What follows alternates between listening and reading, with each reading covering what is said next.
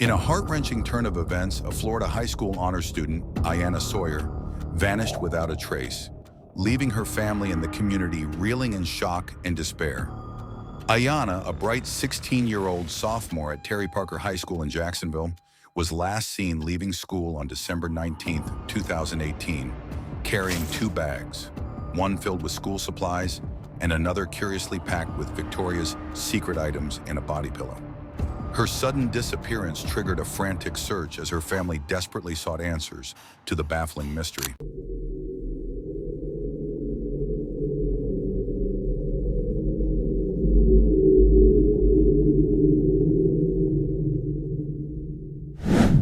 Initially, the police treated Ayanna's case as a runaway, as there were no signs of a struggle or forced abduction. She seemingly left the school voluntarily. However, as days turned into a week, the lack of any contact from Ayanna heightened concerns, prompting the authorities to reclassify her as a missing person. Ayanna's mother, Kimberly Mobley, was left grappling with a whirlwind of emotions: fear, confusion, and a growing sense of dread. The investigation into Ayanna's disappearance took an unexpected turn when Kimberly made a chilling discovery. While searching through Ayanna's laptop, she stumbled upon a hidden Word document in the recycle bin, a diary filled with heartfelt entries addressed to a mysterious Jose. The diary entries, dating back to February and March 2018, revealed Ayanna's deep affection for this unknown individual, hinting at a clandestine relationship shrouded in secrecy. The revelation of the diary added a new layer of complexity to the already perplexing case. Ayanna's family was bewildered, as they had never heard her mention anyone by the name of Jose. Determined to uncover the truth, Kimberly confronted Ayanna's younger sister, who reluctantly revealed Jose's true identity. Jonathan Quillis, Ayanna's uncle by marriage, affectionately known as Uncle John. Jonathan Quills, a seemingly charismatic and dependable figure in the family, was married to Kimberly's sister Naomi. The couple frequently looked after Ayanna and her siblings, and Ayanna often spent time at their house. The revelation that Jose was, in fact, Jonathan sent shockwaves through the family, casting a dark shadow of suspicion over a trusted member of their inner circle. Armed with this disturbing new information, the police swiftly moved to investigate Jonathan Quills. Upon arriving at his house, they encountered a seemingly calm and composed Jonathan, who vehemently denied any involvement in Ayanna's disappearance. He readily invited the officers inside, urging them to search his home, and even offered them refreshments, portraying himself as a cooperative and concerned family member. However, despite Jonathan's outward display of innocence, the police began to notice inconsistencies in his statements and a sense of unease surrounding his demeanor. Particularly, Jonathan's assertion that Ayanna had left with a significant number of her Victoria's Secret undergarments struck investigators as oddly specific and raised red flags. As the police delved deeper into Jonathan's background, they discovered a disturbing incident from Ayanna's past. When Ayanna was just 15, she had been in an inappropriate relationship with an adult neighbor, Kamar Humphrey. Ayanna's mother had insisted on a rape kit, which confirmed Humphrey's sexual contact with the young girl. Although Humphrey was swiftly ruled out as a suspect in Ayanna's disappearance due to a solid alibi, the incident served as a chilling reminder of Ayanna's vulnerability and the potential dangers lurking within their community. The investigation took a dramatic turn when DNA evidence linked Jonathan Quillis directly to Ayanna. His DNA was found on Ayanna's underwear, shattering his facade of innocence and solidifying his position as the prime suspect in her disappearance. The police brought Jonathan in for further questioning, their suspicions mounting with every passing moment. During the interrogation, Jonathan's composure began to falter. He vehemently denied any wrongdoing, desperately attempting to shift the blame and maintain his innocence.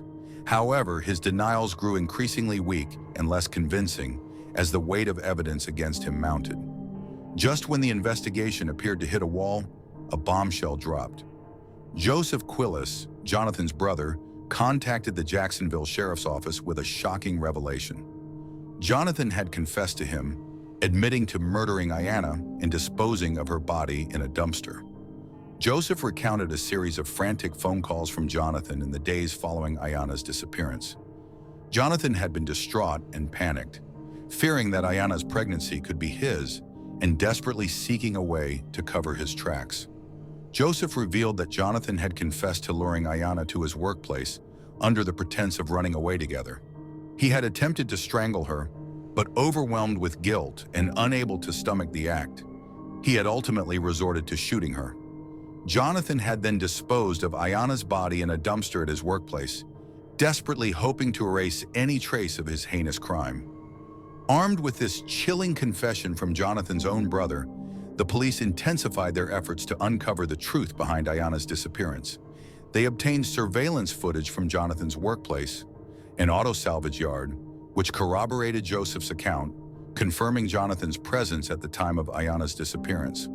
While the footage didn't capture Jonathan with Ayanna, it did show him leaving work around the time Ayanna went missing, supporting the theory that he had left to pick her up from school.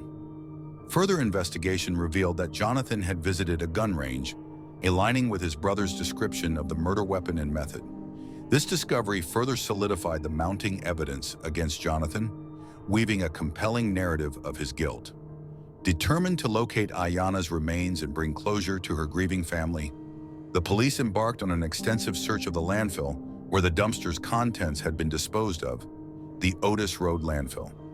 Despite weeks of grueling efforts, sifting through tons of garbage, and spending over $1.5 million, they were unable to recover Ayanna's body. This setback, while disheartening, did not deter the authorities from pursuing justice for Ayanna and holding her killer accountable. Despite the lack of a body, the prosecution remained confident in their case against Jonathan Quillis. The compelling combination of DNA evidence, his brother's chilling testimony, and incriminating statements made to jailhouse informants painted a damning picture of guilt. The long-awaited trial began on September 14, 2023, in Jacksonville, Florida's Duval County Courthouse. The courtroom was filled with palpable tension as the prosecution meticulously presented their case, arguing that Jonathan, driven by fear and desperation, had committed a heinous act to protect his reputation and family. Jonathan pleaded not guilty to all 3 counts against him: 2 counts of first-degree murder for Ayanna and her unborn child, and 1 count of sexual battery. The defense maintained his innocence, arguing that the lack of a body and the reliance on circumstantial evidence created reasonable doubt. They attempted to discredit the witnesses and cast doubt on the validity of the jailhouse informant's statements. The prosecution presented a slate of compelling witnesses, each piece of testimony weaving a tighter web around Jonathan Quillis. Naomi, Jonathan's ex-wife, testified that she had initially been defensive when her sister Kimberly suggested Jonathan was behaving inappropriately with Ayanna. However, when Kimberly showed her Snapchats between Jonathan and Ayanna, her stance shifted dramatically. The Snapchats, some sexually explicit and even threatening, revealed a disturbing pattern of manipulation and control. Messages like, "I'm very aggravated right now, I'm going to hit you later," and "Yeah, so I need you to be like 100% with me at all times. I'm just so in love with you, I'll kill you and cry," painted a chilling picture of Jonathan's volatile and possessive behavior. Joseph, Jonathan's brother, took the stand, delivering emotionally charged testimony about his conversations with Jonathan during the critical time period surrounding Ayanna's disappearance. Their phone records corroborated his account, revealing 4 calls between December 18th and 20th, 2018. Joseph stated that Jonathan had been uncharacteristically nervous, panicky, and deeply concerned about what to do with the young lady in question, who might be pregnant.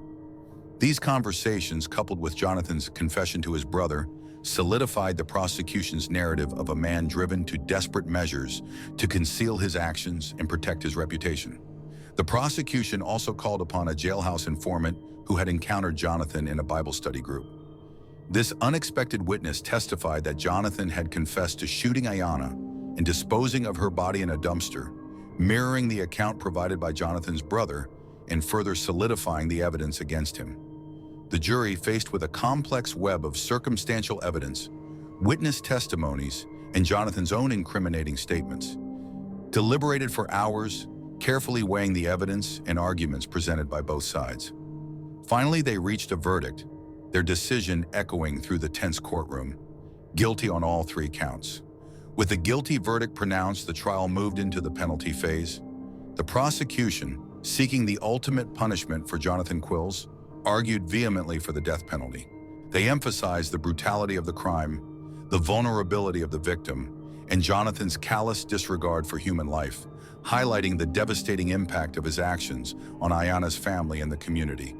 The defense, in a desperate bid to save their client's life, pleaded for mercy, urging the jury to consider life in prison without the possibility of parole as a fitting punishment. They attempted to humanize Jonathan, presenting testimony from his family and a psychologist who had evaluated him, hoping to sway the jury towards leniency. After careful consideration of the arguments presented by both sides, the jury delivered their decision: life in prison without the possibility of parole. While the prosecution had sought the death penalty, they acknowledged the jury's decision, respecting the outcome of the judicial process. The judge, reflecting the gravity of the crimes, sentenced Jonathan Quills to 3 consecutive life sentences, ensuring he would spend the remainder of his days behind bars, forever haunted by the consequences of his actions. Ayanna's case, though concluding with a conviction, left an enduring mark on those involved. Her tragic death, a chilling reminder of the darkness that can lurk beneath the surface of seemingly ordinary lives, served as a stark reminder of the fragility of trust and the devastating impact of violence within families and communities. Despite the absence of Ayanna's remains, justice was ultimately served. Her killer, exposed by his own words and actions, faced the full weight of the law, his freedom forfeited in exchange for the heinous crimes he had committed.